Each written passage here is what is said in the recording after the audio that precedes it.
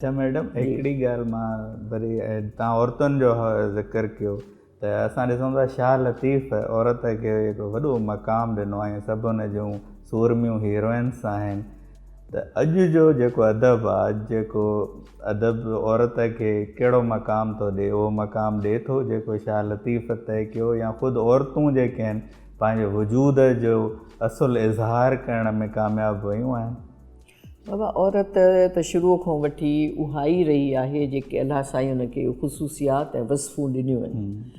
उहा माउ हुआ जेको तख़लीक़कार हुजे थो, जेके अलाह साईं हेॾो मर्तबो ॾिनो आहे, त उहा ज़िंदगीअ खे तख़लीक़ थी करे हुनखे छा न ईंदो हूंदो। बिल्कुलु उहा औरत जंहिंखे तव्हां चओ था त इहे घर में जी हाउस वाइफ, अच्छा आप हाउस वाइफ है, अड़े हाउस वाइफ थी त ॾेखारियो। हिकिड़ी औरत जेका भली पढ़ियल न हुजे, पंहिंजे सॼे घर जो ख़र्च थी हलाए, मुड़ुसु हुनखे पैसा ॾेई चवंदो हाणे सॼो महीनो कढणो अथई इन मां, उहा बजटिंग थी करे, उहा पंहिंजे ॿारनि खे कहिड़े नमूने छा खाराए छा पाराए, मुड़ुस जो ख़्यालु कीअं करे, घर जी भाॼी भुती कीअं करे, उहा कहिड़े नमूने हलाए। तव्हां उन औरत खे कमज़ोर था सम्झो, तव्हां उनखे जाहिल था सम्झो। ॻाल्हि झेड़ो रुॻो इन ते आहे त ॿाहिरि छो थी निकिरे, त ॿी ॿाहिरि निकिती त छा थी वियो। चवण जो मतिलबु इहो आहे त असां ते असांजे मज़हब जो या उन में जेके औरत खे लिबरलिज़म आहे, क़ुरान में उनखे जॾहिं तव्हां हिकु जहिड़ा हक़ ॾिना, जॾहिं इहो चयो थो वञे त तालीम हासिलु कयो, रसूल अल्लाह थो चए चाहे तव्हांखे चीन वञिणो पवे, या क़ुरान में इहो आहे त पढ़ो ऐं तालीम तव्हां ते फ़र्ज़ु थी वई, त इहो त कोन चए त मर्दनि ते फ़र्ज़ु आहे औरतुनि ते फ़र्ज़ु कोन्हे। तव्हां केरु थींदा आहियो उनखे इन हक़ खां महरूम करण वारा? इहा ज़्यादती आहे।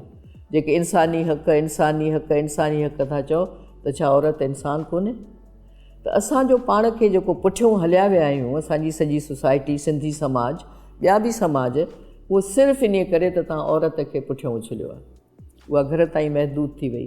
पर जॾहिं जॾहिं औरत ॿाहिरि निकिती आहे, हुन पंहिंजी शनाख़्त पैदा कई आहे, हुन पंहिंजो पाण खे ज़ाहिर कयो आहे। तव्हां हाणे अचो अदब ते। शाह अब्दुल लतीफ़ भिटाई औरत जे मुख़्तलिफ़ ख़ुशूसियात मां हीरोइन्स चूंडियूं आहिनि। मारुई वतन जी मोहबत, ससुई जिद्दोजहद, मंज़िल जी तलाश, सुहिणी इश्क जी इंतहा, मूमल इंतज़ार, सोरठ पछताव। तव्हां ॾिसो त सही त हुन हिकु हिकु शइ खे कीअं बयानु कयो। हर औरत जेकॾहिं हीरोइन थी, उनखां ग़लतियूं बि थियूं, पछताव बि थियो, पर उनखे बि शाह लतीफ़ ॻायो आहे। इंतज़ार जी कैफ़ियत मूमल राणे खां वधीक त तव्हां सोचे नथा सघो। वतन जी मोहबत जेका औरत वेठी हुजे उमिरि जे वॾे आलीशान महल में, उहा उनजा मिट माइट बि उनखे छॾे वञनि त भली वेठी आहे त चङो भला असांखे पैसा ॾींदो, उनजे बावजूदि उहा सौदो नथी करे पई पंहिंजी इन मोहबत जो, पंहिंजे मारुनि जो। चवण जो मतिलबु आहे त असांखे शाह अब्दुल लतीफ़ भिटाई त औरत खे हिते खां जेको उनजो मर्तबो मान हुयो उनखे उजागर कयईं, उनजे ख़ूबियुनि ख़ामियुनि समेत निवड़त नूरी, निवड़त सरापा निवड़त। चवण जो मतिलबु इहो आहे त इहे सभु हिकिड़े इंसान जूं ख़ुशूसियात आहिनि।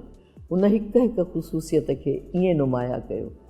अॼु तव्हांजो शाइर इश्क ऐं मोहबत खां अॻिते नथो वधे। ठीकु, इश्क आहे त पोइ त ठीकु आहे, मोहबत आहे पोइ त ठीकु आहे, उनजे सरापे जो तव्हां जेकॾहिं बयानु फरमाईंदव त ठीकु आहे, पर हूअ इन जिस्म जे ख़ूबसूरतियुनि खां अलावा बि आहे, ऐं उनखे असांखे सम्झण जी ज़रूरत आहे।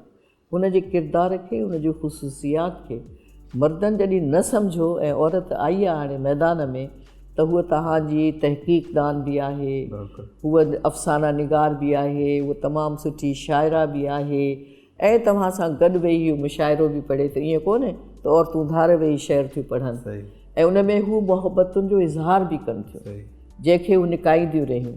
जेकॾहिं सुमेरा ज़रीन अफ़साना पई लिखे त सुमेरा जो असली नालो त कोन हुयो न, उहा वीचारी चए माण्हू छा चवंदा इश्क जी ॻाल्हि थी करे।